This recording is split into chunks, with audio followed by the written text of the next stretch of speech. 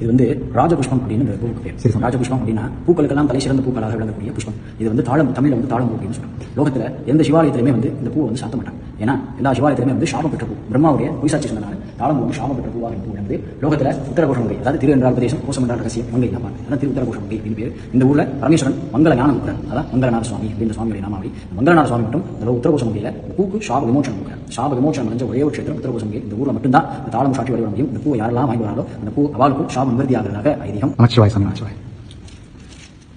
நமக்கு பார்த்தோம்னா நமக்கு தாழம்பூ உலகத்தில் எந்த இடத்துலையுமே கிடையாது. தாழம்பூ சாமி இதோட ஐதீகத்தை பற்றி சொன்னாரு. பார்த்தீங்கன்னா தாழம்பூ எல்லாரும் நல்லா சேவிச்சுக்கோங்க. உலகத்திலேயே முதல் சிவன் கோயில் என்று சொல்லப்படுகிற ராமநாதபுரம் மாவட்டத்தில் இருக்கிற உத்தரகோச மங்கை கோயில் இருந்தாங்க நமக்கு இந்த தாழம்பூ பிரசாதமாக கிடைச்சிருக்கு.